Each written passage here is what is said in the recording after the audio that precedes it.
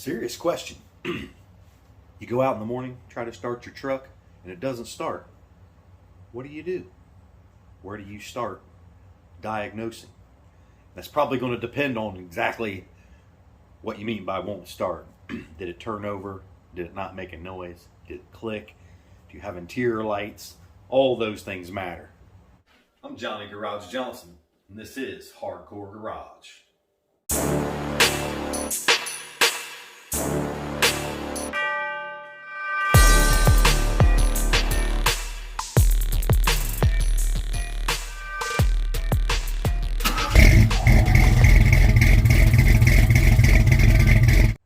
Generally, the first thing that you're going to want to do is make sure that you have power. If you don't have anything, check your battery, start working from that way, back, battery, starter, getting fuel, and it's all going to depend on those first three questions. Do you have power? Do you have fuel? Do you have spark, oxygen? All that stuff comes into play. I'm no mechanic, but I do have basic diagnostic skills. And sometimes that will play on over. And you have Google, Facebook, YouTube, all those places you can go and ask for help. Cameo's not running that great, or should I say it wasn't running that great. Did a couple little tests with the jamming a screwdriver in the plug wires. People are going to love that. We had power from the coil. Was getting some spark on the spark plug side, but not what I thought was enough. And with everybody else's comments and suggestions, I went ahead and got a new ICM, which stands for Ignition Control Module, and I swapped that out. And there was really no way for me to get in there with a camera by myself and show this. It's too far in the back of the engine, so I did it. It took about 30 minutes. I'm going to walk you through what I did, and maybe that'll help you guys out a little bit. So this is an 89 Chevy S10 4.3 automatic. Your ICM is going to be located inside your distributor cap, and it is behind the air cleaner. I'm going to flip this around here and show you. Easiest way to do it is go ahead and remove your air cleaner.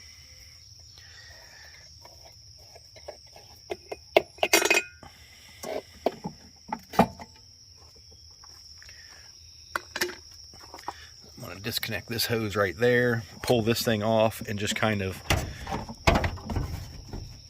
shove it off to the side out of your way. There is the distributor. Okay. Once you've got that off, you can see that little screw right there. There's one right there and one on the other side, and it is a 7/32. You'll remove both of those, pull the cap up and off, and then there is another set of 7/32 screws that will be holding the ICM down in the back side of the distributor. There's actually a little cutout, super hard to see, but you can see that little square edge there. That thing is on a block on the back, and it actually sticks through the distributor, so you want to make sure that the distributor cap slides over that thing properly when you're reinstalling it as well. ICM will be oriented about like this right here, and you will have a wire that plugs into here, a wire that plugs into here, and another wire that plugs into the back on these two little guys. You can actually unplug these two without removing the distributor. Kind of difficult. These ones here, you will have to remove the distributor to get to those plugs. What I did was unscrew both of these 7/32, pop both of these off, then pull this thing around to the back side and unplug this one. It was a little difficult to get the new plug back on. I kind of bent the little pickups here on the new one, and it was about 50 bucks for one of these. You're going to want to make sure that you put your dielectric grease on the bottom, smear it all around there nice. Put her back down on there.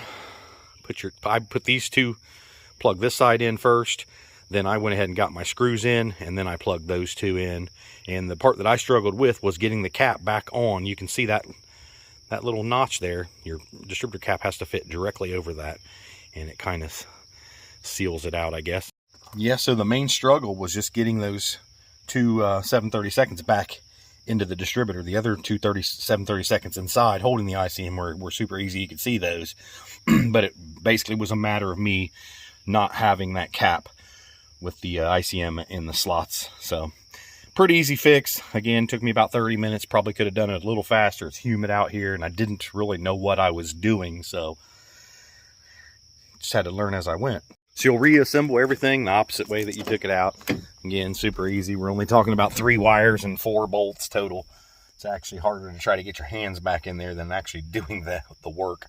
And I would suggest a small ratchet. I tried to do it with a nut driver, and it's on the back side is too close to the firewall to even get anything to work. So I used 2 of the small extensions and then the little tiny ratchet.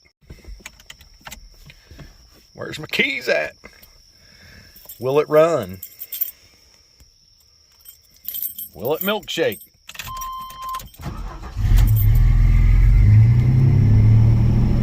Fired right up.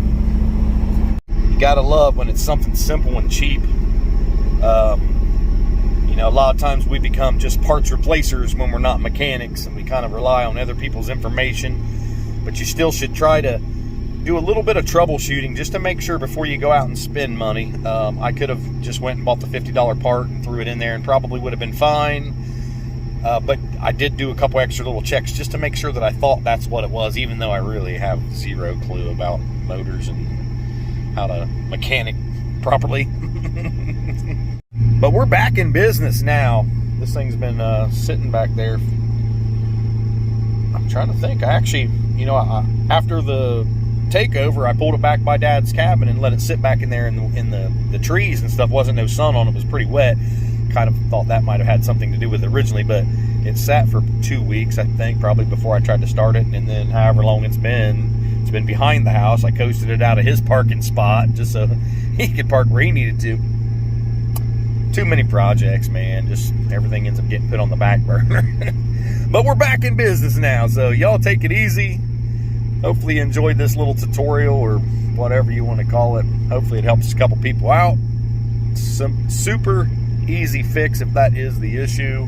And there's a whole mess of things that could be wrong, or that would lead you to believe that it is an ICM. So do a little bit of research, Google, ask your buddies, check YouTube for videos on, you know, whatever mechanical issue that you're having. Dive right in with both hands, guys. Y'all have a great day. Keep on trucking.